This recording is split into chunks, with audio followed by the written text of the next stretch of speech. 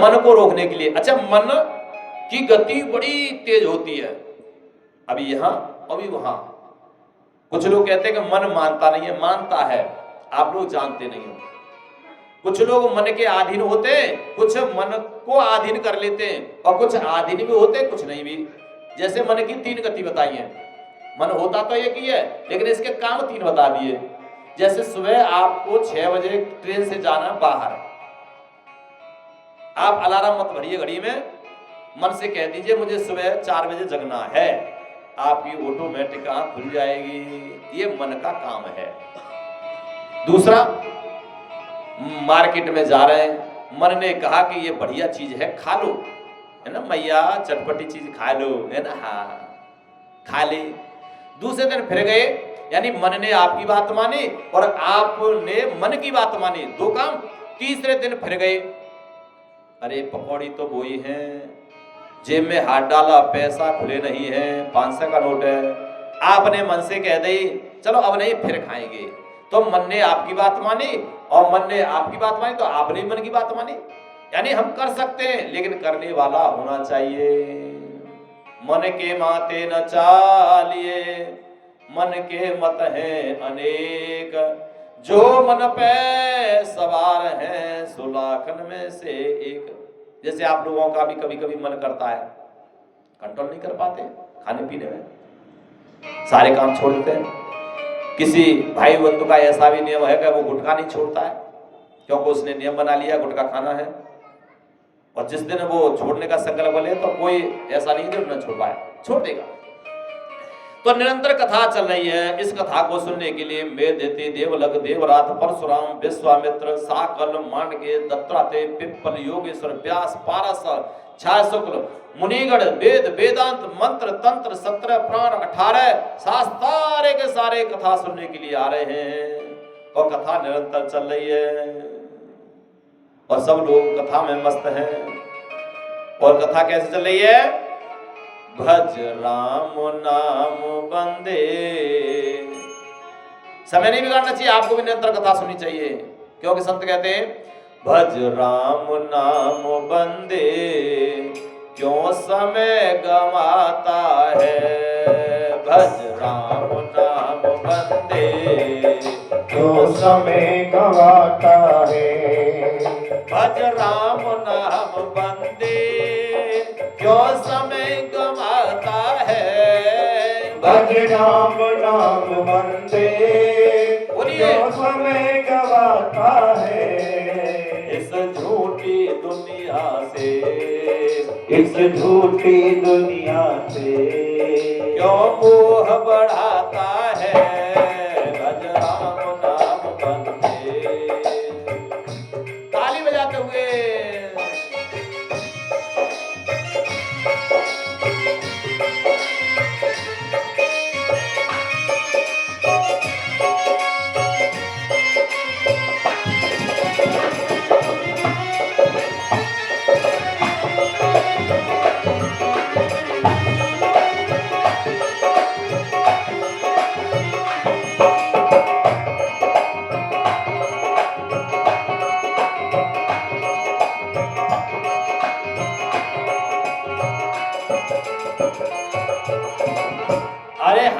करके बताओ, कोई तुम्हारा है संसार में? कौन है तुम्हारा, बताइए। लला के पापा? अच्छा ऊपर है, चलो ये तो भाई बड़ा दुखी बात है। तो फिर कौन है तुम्हारा? भगवान। हाँ, फिर भगवान के लिए सब नहीं छोड़ रहे, सबके लिए भगवान को छोड़ रहे हैं, और लगे पड़े हैं हम किसमें? और समझा रहे हैं संत, भज राम नाम बंदे, क्यों समय गवाता है। भज राम नाम बंदे, क्यों समय गवाता है। इस झूठी दुनिया से क्यों मोह बढ़ाता है। इस झूठी दुनिया से क्यों मोह बढ़ाता है। ये दुनिया मतलब की तेरा कोई नहीं साथी। ये दुनिया मतलब की तेरा कोई नहीं साथी। मतलब की दुनियादारी, मतलब की रिश्तेदारी। बताइए रिश्तेदार आपके हैं? नहीं है, कोई रिश्तेदार नहीं है। केवल आएंगे, व्यवहार करके और लिफाफा दे के खा के चले जाएंगे। भाई एक भी रिश्तेदार ऐसा नहीं है जरूरत में आपको 1000 रुपया दे के चले जाए। फ्रेंडशिप मोबाइल पर 2000, 3000, 1000 फ्रेंडशिप, ये भी काम नहीं आ रहा है ना? ये दुनिया मतलब की तेरा कोई नहीं साथी। ये दुनिया मतलब की तेरा कोई नहीं साथी। एक राम ही तेरा है, एक राम ही तेरा है। जो इसे बुलाता है भज राम नाम बंदे।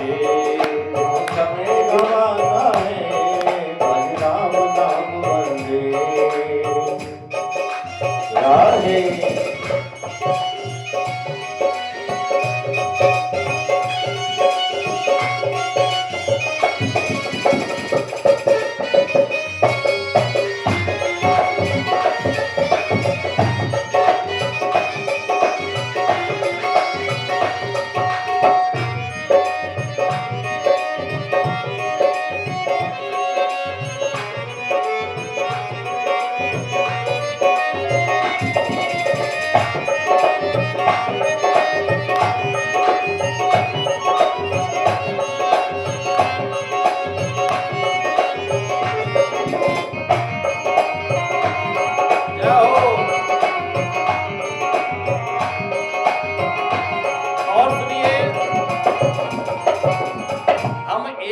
इकट्ठा कर लें, वो कहाँ जाएगा? हमारे साथ नहीं जाएगा।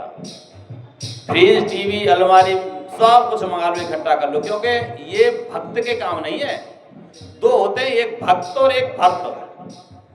हम भक्त हैं तो कुछ नहीं चाहिए, और हम भक्त हैं इसलिए सब कुछ अपना फर्ज पूरा कर रहे हैं। मकान से, दुकान से, बच्चे से, बीवी से, नाती से, बेटा से, सब इकट्ठा कर करके ये भक्त हैं, भक्त। जैसे देखा ना, एक प्लॉट लेते हैं, उसमें बाउंड्री कराए तो भर्त करते हैं ना, उसमें मिट्टी वाला, वो भरते भरते भरते भरते बस भर्त करो, लेकिन भक्त मत बनो। असली भक्त वो है। क्यों?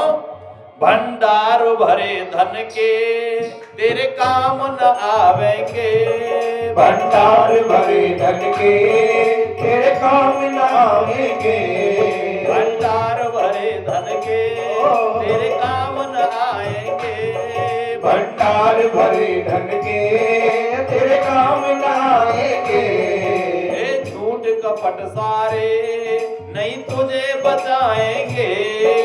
झूठ कपट सारे तेरे कोई बचाएंगे। एक धर्म ही तेरा है, एक धर्म ही तेरा है। जो इसे बुलाता है भज राम नाम बंदे। जो समय गवाता है भज राम नाम बंदे। जो समय बंदे भज राम नाम बंदे। जो समय गवाता है भज राम नाम बंदे। जो समय गवाता है भज राम नाम बंदे। जो समय गवाता है राम नाम की लूट है। गवाता है भज राम नाम बंदे। जो समय गवाता है भज राम नाम बंदे। पछताएगा जब प्राण जाएंगे। लूट राम नाम की या नहीं लूट रहे, एंट्री राम नाम की करनी चाहिए। कुछ भक्तों ने देखा होगा आपने, गायत्री परिवार से जो होते हैं या हरिद्वार से कुछ पत्रिका आती है, उसमें खाली कॉलम आते हैं तो वो भरते हैं राम राम राम राम राम राम राम राम राम। ये बड़े खुश होते हैं वो, हमने एंट्री कर ली। कितनी पुस्तक कर दें? 3 कर दें पूरे, आहा, 4 कर दें, 5 कर दें, वो एंट्री ठीक है। और हम लोग क्या कर रहे हैं? उधर से देखना, एंट्री करा लाना पुस्तक की, उसकी बैंक की किताब की, कितनी हो गई? बोले 2 लाख है अभी। अरे क्या, अभी तो बहुत कम है। एंट्री लग रही है, करनी चाहिए। किसकी एंट्री कर रहे हैं? किसकी एंट्री? अब भगवान कहते हैं हमारी नो एंट्री है, तो फिर हम क्या करेंगे? तुम्हारी भी नो एंट्री है। इसलिए आज जब उन्होंने ये कथा चल रही थी तो उनका कल्याण हुआ, और कल्याण हुआ तो संत कुमार जी से पूछ रहे, प्रभु ये तो है ना भक्त थी और भक्त का कल्याण हुआ, ये ऐसा भी है कि दुष्ट उसका भी कल्याण हुआ है। अरे प्रभु क्या बात करते हैं, ये कथा साक्षात अग्निदेव की तरह से है। जैसे भाव कुभाव, भाव से कुभाव से, कहने से, डर से, प्रेम से, इच्छा से, अनिच्छा से, कैसे भी भगवान का नाम मुख से निकल जाए कल्याणकारी होता है। जैसे अग्नि में हाथ खुशी से डालो जला देगी, किसी के कहने से डालो जला देगी, है ना, और कोई तुम्हारा हाथ पकड़ के लगा दे अग्नि से तो भी जलाएगी। ये साक्षात भगवान का नाम ऐसा ही है, अग्नि रूप। कहने से अगर आप आ गए कि हम भागवत कथा सुनने तो भी आपका कल्याण है, मर्जी से आए हैं तब भी कल्याण है, पर कैसे भी भगवान का नाम सुनना चाहिए। आज बोले कि ठीक है प्रभु अब बताइए, तब वो बताते हैं कि देखो मैं आपको बताता हूं कि एक पापी से भी पापी का कल्याण कर देती है ये। हम लोग तो इतने पापी भी नहीं है, लेकिन पापी से भी ज्यादा पापी हो, पापियों का भी मुखिया ऐसे मान लो, उसका भी कल्याण। अच्छा प्रभु कैसे? तब बताते हैं कि पूर्व काल में एक तुंगभद्रा नदी के किनारे पर एक उत्तम नगर था। उत्तम नगर में एक आत्मदेव नामक ब्राह्मण थे। आध्यात्मिक दृष्टि से देखा जाए तो वही बताएंगे क्या है आत्मदेव, कौन है तुंगभद्रा नदी, कौन है उत्तम नगर। तो आत्मदेव जी जो थे बड़े अच्छे थे, इतने बढ़िया थे कि सबकी सेवा करना, भक्ति भाव से सबका स्वागत। तीन देवता ऐसे उनकी भी सेवा करते थे। वो तीन देवता कौन से? जो साक्षात आपको आशीर्वाद देते हैं। अतिथि देवो भव। अगर अतिथि घर पे आए, रिश्तेदार आए, बहन भांजी आए, अड़ोसी पड़ोसी आए तो हंस के उसका स्वागत करो। आवत देखे हंसे नहीं, और ना पूछे चाय पानी की बात, ऐसे गंजा बहन जी बिल्कुल ना जा। हाँ, जो चाय पानी की बात ना पूछे, हंस के स्वागत न करे, कभी मत जाओ उसके यहाँ, क्योंकि आपका अपमान हो रहा है। और रोज रोज भी मत जाओ किसी के पास मांगने के लिए, भगवान न करे कि हम हाथ फैलाएं। कबीरदास जी कह रहे हैं सबसे पहले वो मरे जो कुछ मांगन जाए, और उनसे पहले वो मरे जिन मुख निकले ना। मांगना नहीं चाहिए। हे प्रभु मेरे गोविंद से बस यही प्रार्थना करो, प्रभु इतना दीजिए प्रभु, हाथ न फैलाना पड़े। क्योंकि मांगत मांगत मान घटे, प्रीत घटे नित्य के घर जाए। ओछे के संग में क्रोध घटे, मोह घटे, लोभ घटे, मन के समझाए। नारी प्रसंग से जोर घटे, रोग घटे कछु औषधि के खाए। सारे दुख दर्द मिट जाए, मेरे कन्हैया के गुणगान। तो इनकी एक पत्नी थे धुंधली। धुंधली कैसी थी? ब्राह्मण के बिल्कुल विपरीत।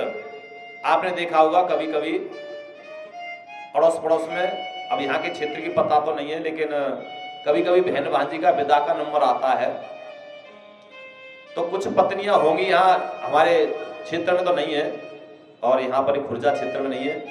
बहन भांजी का विदाई का जब नंबर आता है तो माता बहना कुछ कोनी मार देती है अपने पति देव में, तुम जाओ मैं विदा कर दूंगी।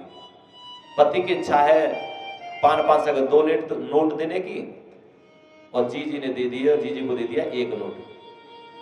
पति ने कहा दे दिया, हाँ 1 नोट दे दिया 500 का। क्यों? बोले 1 डिब्बा ही तो लाई थी, ज्यादा कहाँ लाई थी। ओहो।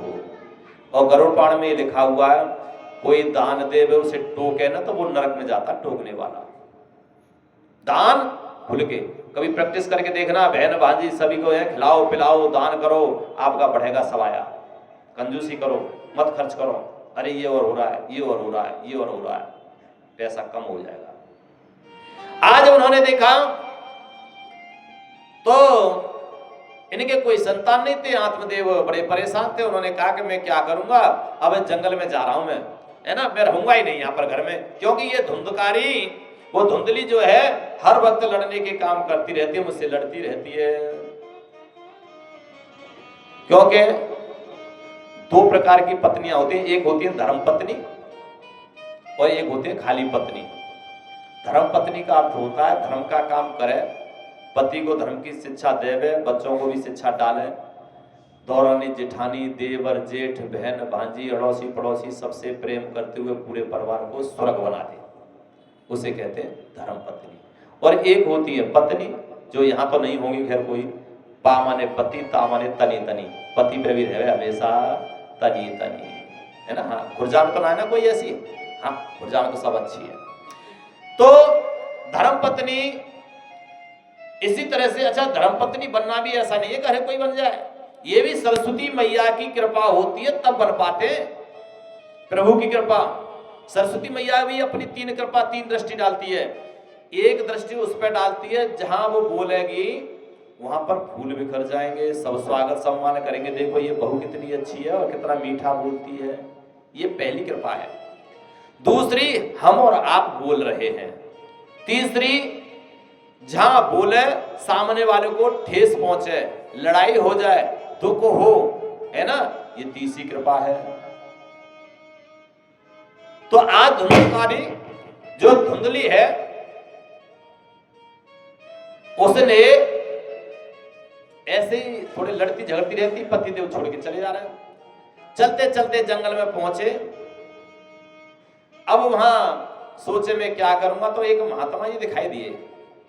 महात्मा जी से कहने लगे, अरे स्वामी जी बड़े परेशान हैं, हमारी कोई संतान नहीं है। महात्मा जी समझाते हैं तो संतान नहीं तो अच्छी बात है, आपको है गृहस्थ में नहीं फंसना है, पैसा नहीं कमाना है, ज्यादा हाय माय नहीं करनी है, भजन करो। बोले वो तो ठीक है, लेकिन कहते हैं गरुड़ पुराण में लिखा हुआ है कि एक पुत्र तो जरूर होना चाहिए, पुत्र जो होता है वो तार देता है। क्या हो रहा है? तो पुत्र जो होता है वो तार देता है, क्या बात है? इसलिए अच्छा, पुत्र गरुड़ पुराण में पुत्र शब्द कहा है, बेटा शब्द नहीं आया है। पुत्र किसे कहते हैं ये भी समझ लो, बेटा किसको कहते हैं? अपनी ही स्वजाति से शादी के बाद में जो संतान पैदा होती है, बेटा पैदा होता है, उसको पुत्र कहते हैं। वो पिता को नरक से स्वर्ग में ले जाता है अंतिम क्रिया कराने पर। और जो अन्य जाति से शादी करते हैं, आजकल जो चल रही है लव मैरिज वगैरह, हम तो ज्यादा ना कह सके, कोई बैठा हो ऐसे लव मैरिज वाला, है ना, हाँ, उससे जो संतान पैदा होती है, ये गरुड़ पुराण में लिखा हुआ है ना। अगर आपको ऐसा लगे तो हम बता सकते हैं, दिखा सकते हैं। उससे जो संतान पैदा हुए है वो स्वर्ग में नहीं ले जाता है, इसलिए कोशिश करें अपनी ही जाति से शादी करें। आज जब उन्होंने देखा तो बहुत दया आई, उन्होंने बहुत समझाया कि बेटा किसी काम नहीं आता है, बेटा बांट बांट के पैसा ले जाएगा बाद में। अच्छा ये बताओ, तुम संसार में देखो, अपने क्षेत्र में देखो, जिसके संतान है क्या वो सुखी है? अब उन्होंने प्रार्थना करी, नहीं महाराज जी हमें तो बेटा चाहिए, आप ऐसा आशीर्वाद दो। उन्होंने एक सेब दे दिया, लो फल ले जाओ, अपनी पत्नी को खिला देना, तुम्हारे संतान हो जाएगी।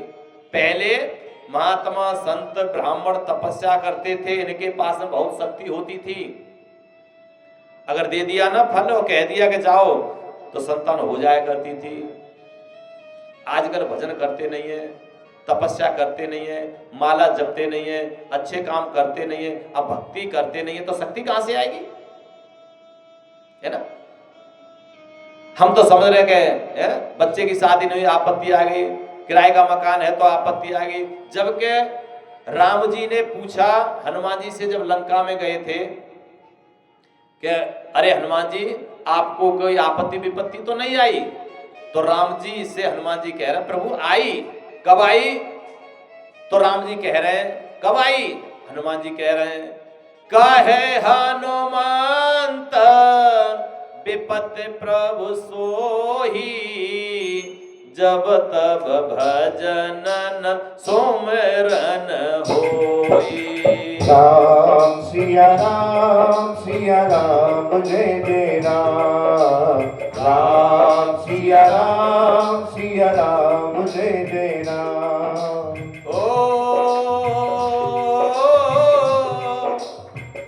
मंगल भवन अमंगल हारी, दशरथ अजर बिहारी। राम सिया राम जय जय राम। राम सिया राम जय जय राम। इसलिए हनुमान जी कह रहे हैं कि आपत्ति मुझे मिली जब मैंने तुम्हारा भजन नहीं किया, और हम लोग आपत्ति समझ रहे हैं कि हमारे है ना संतान नहीं है, हमारा मकान नहीं है। अरे भैया ये क्या करोगे, मकान का संतान का क्या करोगे? कुछ समय तक भोग करोगे, 10 साल 20 साल 50 साल, गारंटी तो कुछ नहीं है। उसके बाद में जैसी तुम्हारी आंख बंद होगी, मकान का प्रयोग कौन कर रहा है ना? तुम्हारे तिजोरी का पैसा प्लॉट कौन प्रयोग कर रहा है? बहुत समझाया लेकिन उसकी समझ में नहीं आया, तो उन्होंने प्रसाद दे दिया, ले पत्नी को दे देना, तुम्हारी संतान हो जाएगी। उन्होंने आकर अपनी पत्नी को दे दिया। आत्मदेव कहने लगे, हे देवी ये प्रसाद खाओ, मैं तो मरने के लिए तैयार था, लेकिन ऐसे भगवान की कृपा बरस गई है, इस फल से तुम्हारी संतान हो जाएगी। धुंधकारी पैदा हुआ। आप सुनाओ। तो धुंधली बोली, लो फल से संतान हो जाएगी। हाँ हाँ देवी, ये संत ने दिया है, और संत के वचन कभी झूठे नहीं जाते। ठीक है लाओ लाओ, ले लिए। इतने में वो तो चले गए। वो खुशी मना रहे हैं कि अब तो हमारी पत्नी फल खा लेगी, संतान हो जाएगी, अब हमारा जीवन धन्य हो जाएगा। उन्होंने फल को लेकर के देख रही थी, सोच रही थी, इतनी देर में उनकी बहन लड़ैती आ गई। बहन बोली, क्या है रिजे? तो वो बोली, एक फल ले आए, महात्मा जी ने दे दिया, इससे संतान हो जाएगी, तो फिर खा ले। बोले, खा क्या लूं, मैं ये सोच रहे मैं फल खाऊंगी, किसी तरह से संतान ठहर गई तो पेट बढ़ेगा, पेट बढ़ेगा तो फिर है ना, तुम लोग तो बढ़िया बढ़िया चीज खाओगे, और हमसे जो कह दो तू मत खावे। और किसी तरह से चोर आ गया तो सब लोग निकल जाओगे, अग्नि लग गई तो सब लोग निकल जाओगे, मैं तो यही। तो फिर तूने क्या सोचा है? मैं इसे खा नहीं रही। बोले, बढ़िया कर रही है तू, रहने दे। हाँ, कुछ भड़काने वाली होते ना, रहने दे, बढ़िया कर रही है। ऐसा काम कर, जा सेब है ना, जब फल को अपनी गैया को दे दे, गैया को कई साल से बच्चा नहीं हुआ है, तो तेरी जांच भी हो जाएगी, फल से बच्चा पैदा हुआ कि नहीं हुआ। और मैं गर्भवती हूं, मेरे बच्चा होने वाला है, तू धनवती है, मैं गर्भवती। तो ऐसा कर, तेरे पास तो इतना धन है कि खाने वाला नहीं है, और मेरे पास इतने बच्चे को उन्हें खिलाने वाला नहीं है, तो हम अदला बदली कर ले, बहन ही तो है, हम तेरी सगी बहन है, कोई ऐसी थोड़ी। बहन की बात दिमाग में घुस गई।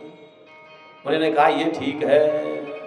तो वो तो गाय को दे दिया, और उसके जब बच्चा पैदा हो गया तो उसने झूठी खुशी मना दी कि संतान हो गई, संतान हो गई, और कह दिया कि मेरे स्तनों में दूध नहीं आ रहा, तो हे पतिदेव, इसको मैं अपनी बहन को बुला लूं, क्योंकि उसके भी बच्चा पैदा हुआ तो वो चला गया, तो वो बेचारी अकेली है, उसको बुला लूं। बोले, ठीक है। अब आत्मदेव प्रसन्न है कि मेरे बच्चे को दूध पिलाएगी, है ना, तो मेरा बच्चा पल पोस के बड़ा हो जाएगा। अब ये निरंतर चलता रहा। धीरे धीरे धुंध ली के बेटा जब बड़े हुए तो उन्होंने नामकरण संस्कार भी रखवाया। नामकरण संस्कार में आत्मदेव कहने लगे, हमारा नाम है आत्मदेव, हम बच्चे का नाम रखेंगे परमात्मा देव। बोले, वाह, 9 महीने पेट में हमने रखा है ना, कष्ट हमने भोगा, बेटा हमारा है कि आपका है? बोले, देवी आप क्या कहना चाहती हो? बोले, हमारा नाम धुंधली और हमारे बेटे का नाम होगा धुंधकारी। हाँ, धुंधकारी। क्योंकि कुछ माताएं आजकल भी ऐसे हो रहा है। एक पंडित जी बता रहे थे, अब हास्य या कैसे, बोले, पंडित जी हमने एक लड़की का नाम निकाला योग्यता। उनकी मम्मी थी, खुर्जा की तो नहीं थी, दिल्ली की थी, उन्होंने नाम रख लिया लड़की का यूबी, और उनकी दादी बुलाती है सूजी। भाई नाम नहीं लिया जाता ना कभी कभी। हाँ, ऐसे ऐसे भी नाम है। अब बड़े बूढ़े के तो है नहीं यार, पहले तो ऐसे नाम होते थे कि आप नाम लोगे तो रस आ जाएगा, जैसे इमरती देवी है, बर्फी देवी है ना, कटोरी देवी है। अब आजकल के तो नाम ही आप समझ रही हो। हाँ, कुछ भी रख लो, लेकिन कहते हैं कि ऐसा नाम रखो, ऐसा नाम रखो कि तुम लेकर के बच्चे का नाम मर जाओ तो तर जाओ, तुम्हारा पड़ोसी भी अगर तुम्हारे बच्चे का नाम लेके मर जाए तो वो भी तर जाए। लेकिन नहीं रख रहे। न तो खुद तर रहे न तरने दे रहे, न तो खुद ही तर रहे न तरने भी दे रहे, क्योंकि हमारे सब के अंदर धुंधकारी और धुंधली बैठी हुई है। धुंधली आप समझ रहे हैं, है ना, क्योंकि आत्मदेव भी कई कई मिलते हैं। आत्मदेव ने प्रसन्न होकर के एक, हम लोग बताते हैं कि प्रसन्न हो गए, भोले बाबा ने प्रसन्न होकर के आशीर्वाद दे दिया। बोले क्या है, कह लो ये शंख ले जाओ, जब तुम बजाओगे ना, जो तुम कहोगे वो तुम्हारी मनोकामना पूर्ण हो जाएगी। आत्म जैसे एक महात्मा थे, उन्होंने शंख अपनी पत्नी को दे दिया। बोले ये क्या है, कि बोले इस शंख में फूंक मारोगे, जो कुछ कहोगे ना तो वो मनोकामना पूर्ण हो जाएगी। बोले तुमने मारी, कि हाँ मैं मारता हूं। उन्होंने फूंक मारी। बोले सुनो देवी, इस शंख की ये विशेषता है, हमें एक मिलेगा तो पड़ोसी को दो मिलेंगे। तो आत्मदेव जैसे महात्मा बोले अरे हमारा मकान बन जाए, पड़ोसी के दो दो मकान बन गए। बोले हमारे घर में माल भर जाए, पड़ोसियों के माल ही भर गए, ऊपर छत पे भी माल आ गया।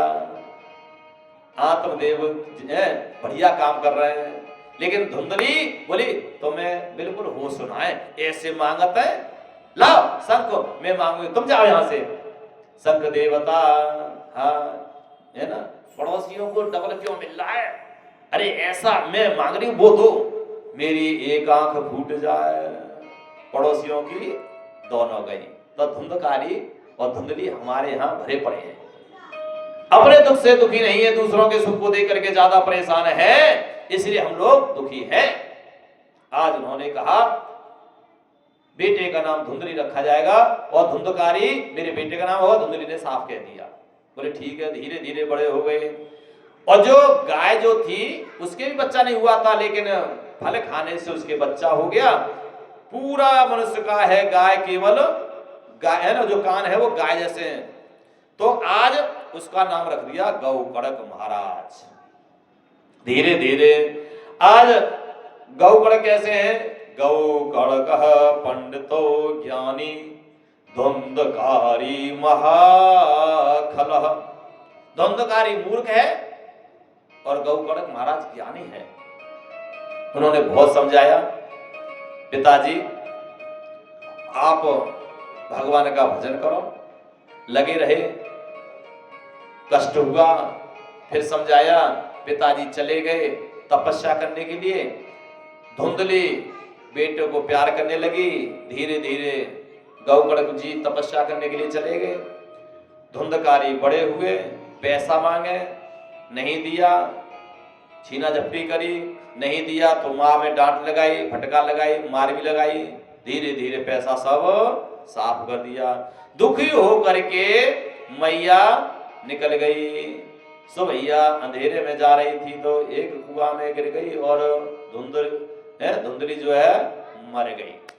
अब जो धुंधकारी था, धुंधकारी क्या होते हैं, आपने कभी देखा धुंधकारी को? मैया ए दीदी धुंधकारी देखे ना, क्यों देखे?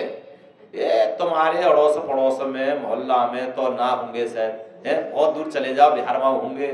जो माँ की बात न माने धुंधकारी, है ना, मीट मदरा लहसुन प्याज अंडा इत्यादि खावे धुंधकारी, शराब का सेवन करे धुंधकारी, है अपनी में संतुष्ट होना, पराई स्त्री का देखे धुंधकारी।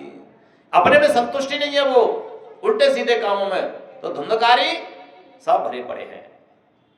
इसलिए आज जब उन्होंने जब देखा धुंधकारी ने सब माल ले लिया, और जब सब माल ले लिया